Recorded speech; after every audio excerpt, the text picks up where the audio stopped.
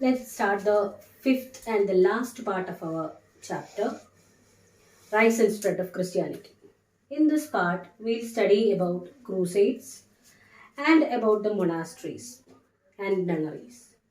So here in this part, we'll study about the attack of the Turks, which happened in the 1453 AD. That we have studied about the attack of Turks and the disintegration of Roman Empire in the previous video.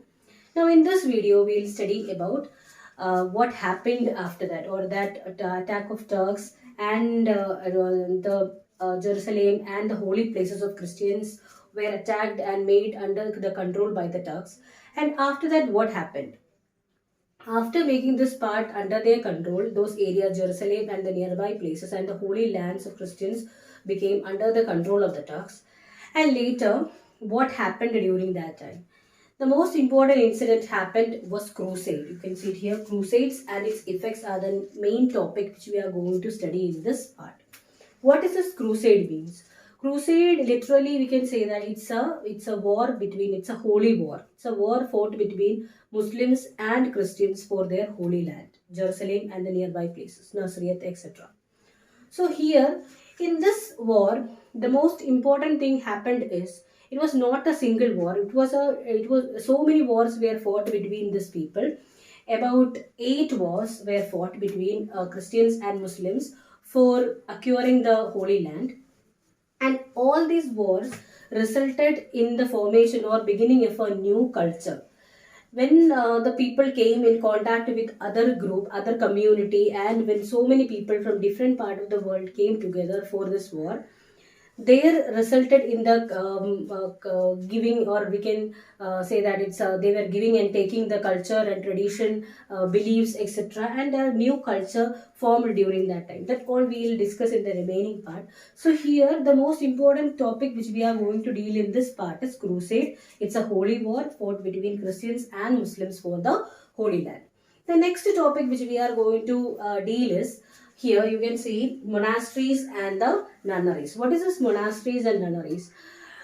In the earlier time, or you can say exactly during the medieval period, church became very important, and it was during in a situation it became the center of life of people during that time.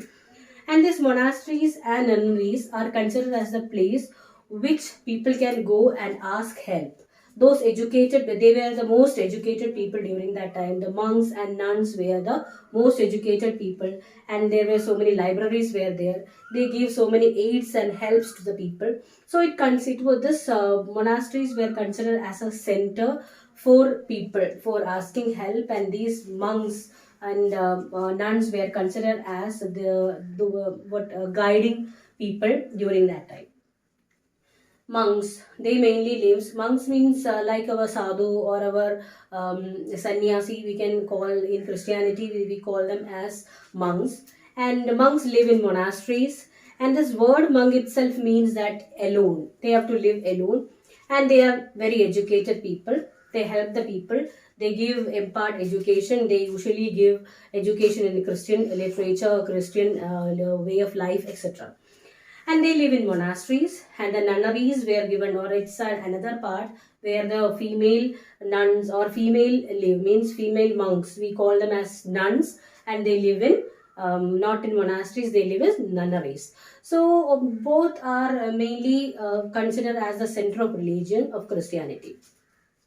Now, in the third part of our chapter, in the last part, we'll study about voyages taken during that time, trade routes formed during that time, and the people started traveling far and wide for acquiring so many places for doing trade, etc. So these are the main topics which we are going to discuss in this part. Next, we'll see the PowerPoint presentation of the chapter, where usually how we learn, like that you can learn this chapter also. You can see the video, notes are already given. You can study the notes and you can write the notes and you can complete it. And now let's move to the next part.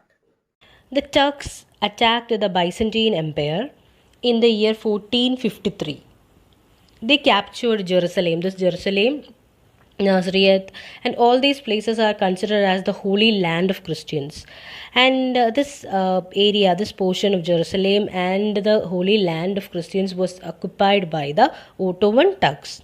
The Byzantine Emperor Alexius asked Pope Urban II for help, and the Pope asked the Christians to participate in the holy war. The Pope said that if you are participating in this war, if we are helping the king to fight against the Ottoman Turks, to accept us or get our place back, our Jerusalem and the Holy Land back, he promised that those who people are participating in that, they'll be freed from all their sins. So the people they became attracted towards this war, and many nobles and many rulers and the European, most of the countries of Europe took part in it. The holy war, it was a holy war, we can say. This is the explanation or the clear thing which you can write for the exam also. What is a crusade? The holy war fought between the Christians and the Muslims. We can say that it is a military expedition organized by the Western Christians in response to the Muslim wars of expedition which happened during the 11th century. The main objective or aim of the crusades were to check the spread of Islam, to retake control of the Holy Land, to spread Christianity, and to recapture the former Christian territory. So these are the four main objectives or the aims of the Crusaders. So what are the main objectives or the aims of Crusaders? They fought for to stop or to check the spread of Islam, and to retake the control of Holy Land, their Jerusalem, Nazareth, and all those places. And they want to spread Christianity and to recapture the Christian territories. Now the Crusaders were, we can say that what happened in the crusade. The Crusaders were, at the beginning, it was a success, and founded a Christian state of Palestine and Syria.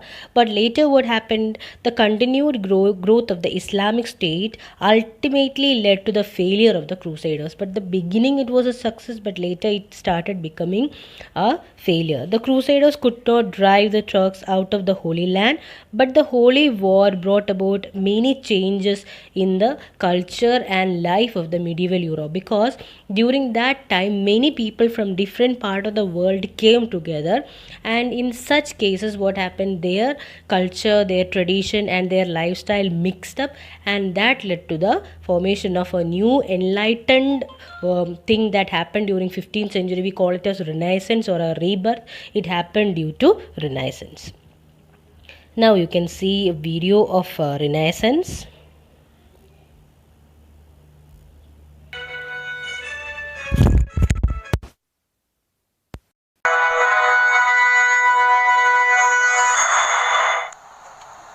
Crusades were military campaigns waged by Western European Christians during the Middle Ages for the defense and expansion of Christendom. What made a crusade distinct was that warriors involved in the fighting received spiritual merit, usually a plenary indulgence granted by the Pope. A crusade was considered by Western European Christians to be a holy act, an act of sacrifice and piety for the love of Christ. 4 centuries before the beginning of the Crusades, the first Muslim armies swept out of Arabia to conquer Palestine, Syria, Mesopotamia, Egypt, North Africa, and Spain, some 2/3 of the Christian world. Between the 7th and 11th centuries, Christians fought wars against Muslims to prevent them from making further conquests into Christian territory, or to reconquer what had already been captured. In Spain, Christian kingdoms waged wars to recapture their homeland from the Arabs, while the Byzantine Empire in the east was engaged in centuries of war with the Muslims for control of Anatolia and other regions. In the 11th century, the Seljuk Turks, recent converts to Islam, swept through Syria and Palestine. In 1071, they defeated the Byzantines at the Battle of Manzikert, conquering almost all of Anatolia. In response, Pope Urban II called the First Crusade, asking knights from all over Europe to band together and push back the Seljuks. Over the 12th and 13th centuries, the popes called more crusades to the Holy Land and also called for crusades in Spain to help push back the Muslim powers.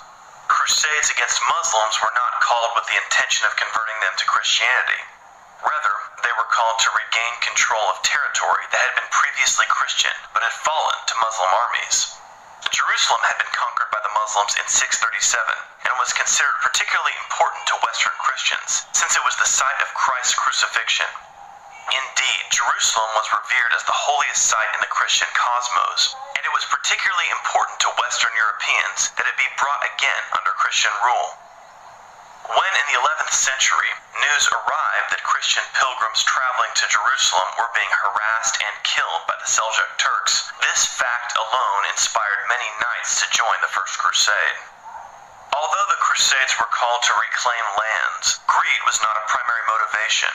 Professor Jonathan Riley Smith, the world's foremost expert on Crusades history, has proven that crusading was incredibly dangerous and expensive, and that virtually none of the knights who went could expect to gain wealth.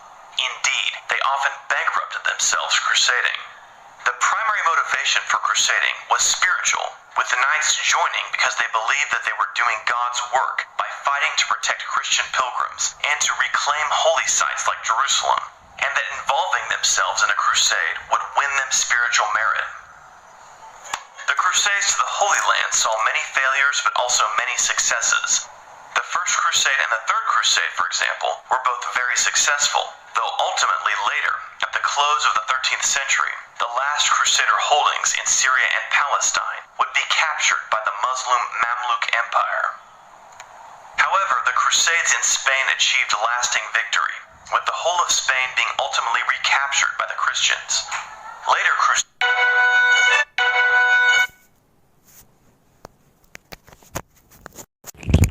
Now, let's see the consequences of the crusade.